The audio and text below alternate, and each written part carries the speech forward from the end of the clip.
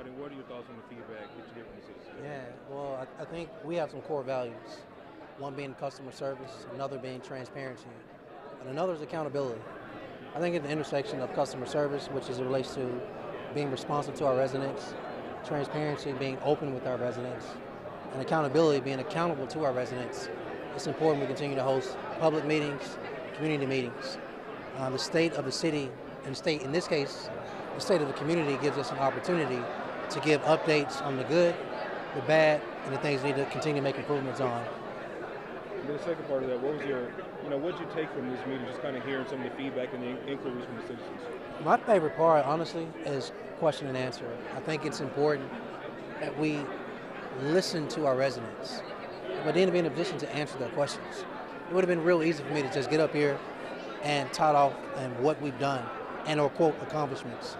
But we need to get into the meat of what are our citizens' concerns, our residents' issues and problems, but what are their desires and wants and needs as well. So the Q&A puts us in the best position where the state of community basically turns into a town hall style meeting, and that's when we're at our best to be open with and go back and forth with communicating with our residents. Do I want to get some? I want to all of it. Oh, Mayor, a year ago you named Cherry Botok as the Chief Resilience Officer in Birmingham. What has this office achieved so far this year, and has the money been worth it? Yeah, so it's a really great question. I think the first thing we have to do in this office is actually stand it up, build out through listening as it relates to a rapport of other organizations. What do we want to accomplish? The best way to do that first is listening.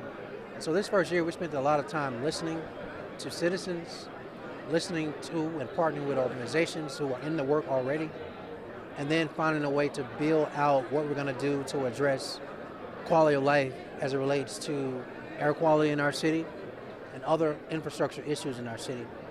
So the stormwater issue, for example, is one of those things we'll continue to address. Or the issues in North Birmingham and so many more. So that first year has just literally been about two things: building out what we want to do, and two, listening to incorporate from citizens what they want us to do. The other question is, any campaign promises looking back that you haven't been able to fulfill yet? It's a really great question. I think it requires me to actually pause and think about that question. I just make up something off the top of my head. But in all sincerity, I think I made the promise that we would focus on public safety and public infrastructure. And we've done that in both. You saw the number we spent on paving streets. But I think the other promise was other infrastructure issues we need to address. And there are many.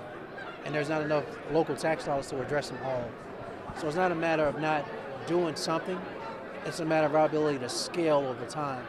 And I think our ability to either go to the bond market and or get warrants and put us in a better position financially to address these infrastructure issues that I said I wanted to accomplish on behalf of our citizens. My last question. Y'all been taunting and praising yourselves for the crime reduction, and it's great. What is being done to sell Birmingham outside the state of Alabama to get more business in Alabama with crime down and education up? It's a great question. As you stated, crime is down, and education is up. I think we now have to focus and turn our attention towards economic development and bottom line job creation.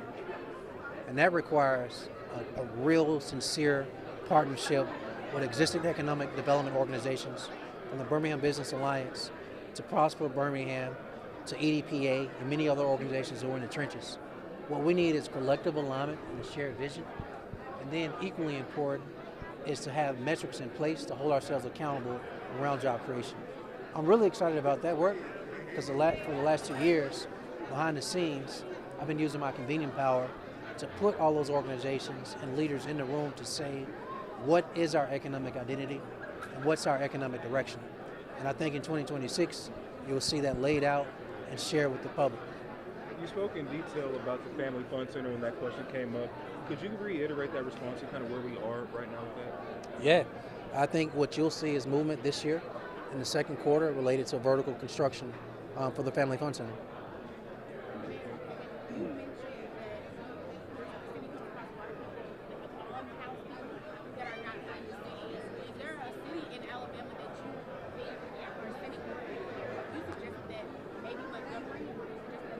No, when I was speaking to Montgomery, I was actually talking about the legislators in session.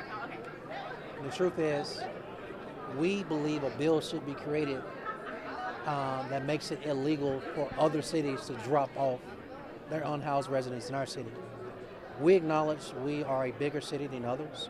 We have acknowledged that we're resource rich, if you would, where a lot of the resources and programs for those who are unhoused in our city limits. But we're burdened with the costs. We're burdened with with the overrun in our streets, if you would. And then there's not enough beds in our city. And so other cities have to do their part for their unhoused residents and take care of their residents, because whether you're housed or unhoused, they're your residents. And we need partners in this work, not just the onus all on the city of Birmingham. Can we wrap it up? Everybody, thank you.